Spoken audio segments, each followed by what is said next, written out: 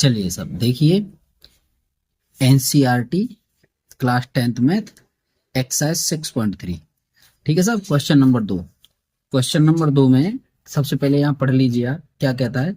आकृति 6.35, तो देखो आकृति 6.35 ये रही, में त्रिभुज ओ डी सी समरूप त्रिभुज O B A, angle B O C equal to 125 और angle C D O equal to 70 अंश, angle D O C comma angle D C O और एंगल ओ ए बी ज्ञात कीजिए। ये हमें ज्ञात करना है जी। आप देखिए, चलिए साहब क्या करते हैं। अब हमारे पास जो चीजें हैं, हमने क्वेश्चन को पढ़ लिया, चित्र हमने ये बना लिया है। इसका चित्र हमारे पास ये है, चित्र हमारे पास है। चलिए साहब आगे चलते हैं, हम इसे हल करेंगे। तो हल करने के लिए हम क्या करते हैं, अब देखिए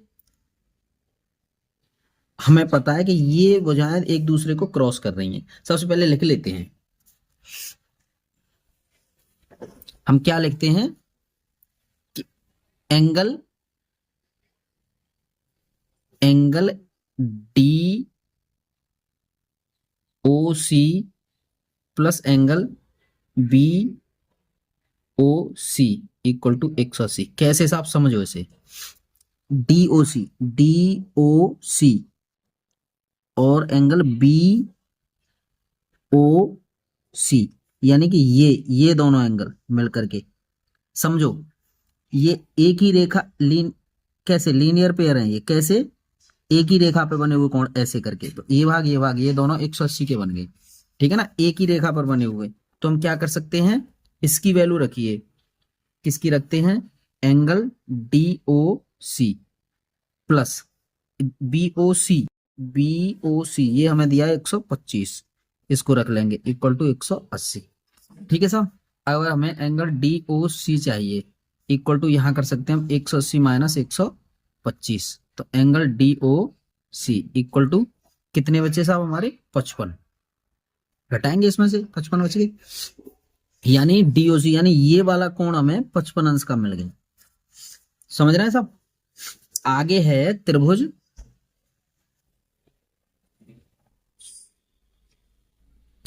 सी ले लीजिए और ओ और डी, ये वाला ऊपर वाला त्रिभुज सी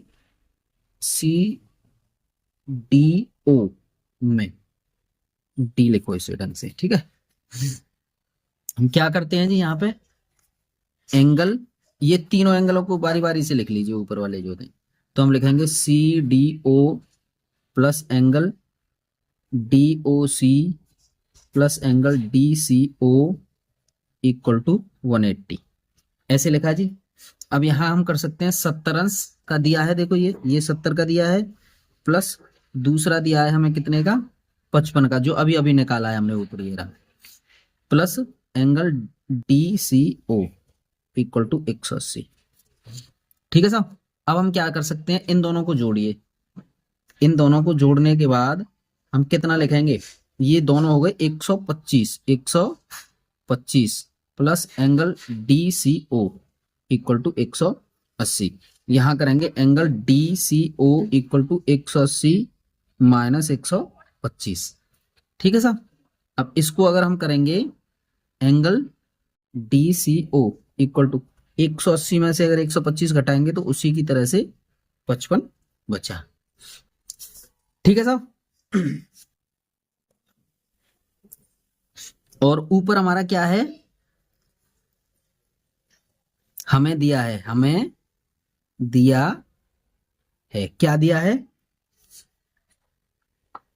त्रिभुज ओ डी सी समरूप त्रिभुज ओ बी ए। ये दोनों त्रिभुज हमें कैसे दिए हैं, समरूप दिए हैं साहब। तो हम क्या लिख सकते हैं, अब हमें ये जो है बताना है कि ये दोनों त्रिभुज कैसे हैं। तो angle O B A equal to angle O D C, देखो ओ बी ए और क्या करेंगे, ओ डी सी। यहां हम लिख सकते हैं तो एकांतर कोण हो गए, एक इधर एक इधर, मतलब दो समांतर रेखाओं को अगर एक तिरछी रेखा काटती है, दो दो पैरेलल लाइन अगर हों और उनको अगर एक तिरछी रेखा काटे तो एक इधर और एक इधर बनने वाला ये एकांतर कोण। एकांतर कोण बराबर होते हैं एकांतर एकांतर कोण, लिख सकते हैं यहाँ पे एकांतर कोण है सब। ठीक है साहब, यहाँ एकांतर कोण बराबर होते हैं जी। और यहां लिख सकते हैं हम, क्या लिखेंगे, यहां लिखेंगे जी angle angle O A B equal to angle O C D. ठीक है साहब, देखो ए ओ ए बी और एंगल ओ सी डी, ये भी हमारे कैसे हो गए एकांतर कोण, ये भी हमारे एकांतर कोण है साहब, एकांतर कोण योग। तो हम इनको भी हम क्या लिखेंगे, जो है इनको भी लिखेंगे हम एकांतर कोण योग, ये भी बराबर होते हैं एकांतर कोण। चलिए साहब, आगे है हमारा angle angle O B A, ये हमें कितना दिया है साहब 70 अंश, और angle O A B equal to ये दिया है हमें 55 अंश। ठीक है साहब, तो हमें पूछा क्या है साहब, इस तरह से हम क्या लिख सकते हैं, angle D O C equal to 55 अंश, ये दिया है साहब, और फिर angle D C O equal to ये भी 55 अंश निकाला है, ऊपर निकाला है, और जो पूछा है उनको लिख दो केवल बस, और एंगल ओ ए बी ये भी हमें 55 अंश दिया है। इस तरह से हमारे ये आंसर हो जाता है। तो इस तरह से हमारा दूसरा क्वेश्चन हल हो जाता है। अब आइए क्वेश्चन नंबर 3,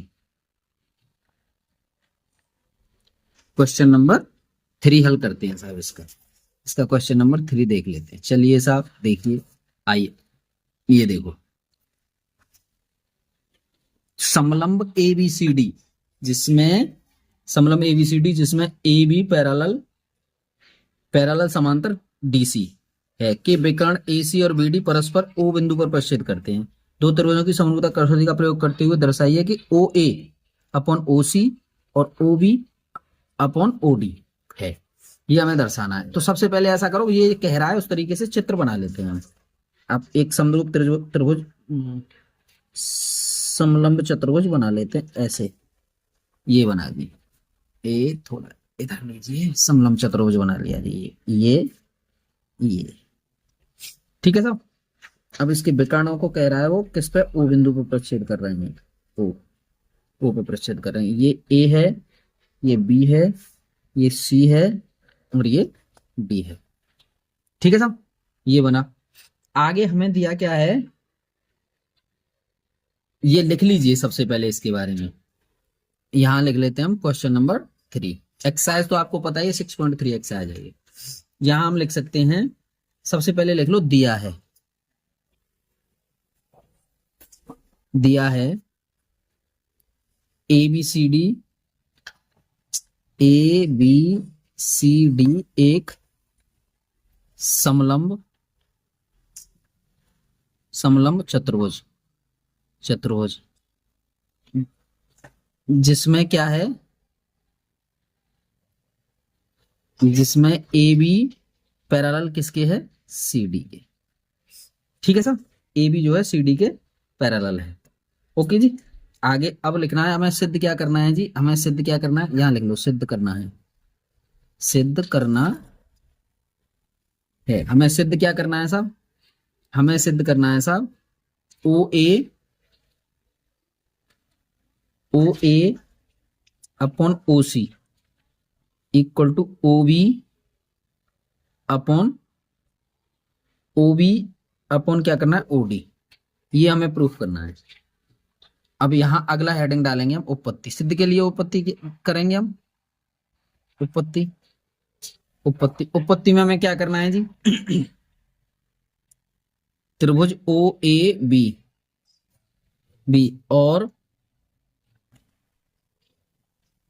और त्रिभुज ओ सी डी में, इसमें करेंगे साहब एंगल ए ओ बी बराबर angle C O D. Angle A O B और सी ओ डी, यानी ये वाला कोण और ये वाला कोण।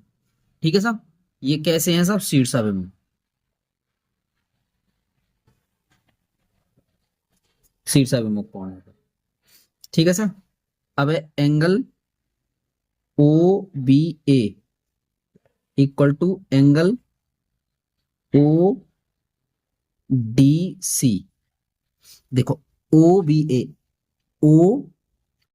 ए यानी ये वाला कोण और ओ डी सी यानी ये वाला, ये कैसे कोण है साहब? एकांतर, एकांतर कोण, एकांतर कोण। और अब इनको ले लीजिए, अब इनको लेते हैं, इनका नाम लिखो angle O A B equal to angle O C D, ये भी हमारे एकांतर कोण है। ठीक है साहब, एकांतर कोण। एकांतर अभी मैंने तुम्हें बताया था कि क्या है, दो समांतर रेखाओं का एक तिरछी रेखा, ये दोनों पैरेलल लाइन हो गई, इनको तिरक रेखाएं काट रही, तो एक इधर और एक इधर जो कोण बने, एक इधर तिरछी रेखा के इधर उधर बनेगा, वो एकांतर कोण कहलाता है जी। अब हम क्या करते हैं, एंगल एंगल एंगल, तो ए समरूपता कसौटी से, कसौटी से त्रिभुज ए ओ बी, त्रिभुज ए ओ बी समरूप त्रिभुज ओ ओ डी सी, ओ डी सी। तो दो समरूप, जब त्रिभुज दो समरूप होते हैं तो समरूप त्रिभुजों में भुजाओं का अनुपात बराबर होता है। अब हमें जो पूछा है उसे लिख लो, क्या पूछा है हमें? ओ ए, उसी को लिख देते हैं इस प्रकार, इस प्रकार भुजाओं का अनुपात लिख लो। ओ ए जो पूछे हैं उन्हीं को लिख दीजिए, ओ ए ओ सी बराबर ओ बी और ओ डी। ठीक है ना, यहां लिख सकते हैं समरूप, समरूप त्रिभुजों की भुजाओं का अनुपात, अनुपात समरूप त्रिभुजों की भुजाओं का अनुपात है। ये इस तरह से अब ये प्रूफ हो गया हमारा। प्रूफ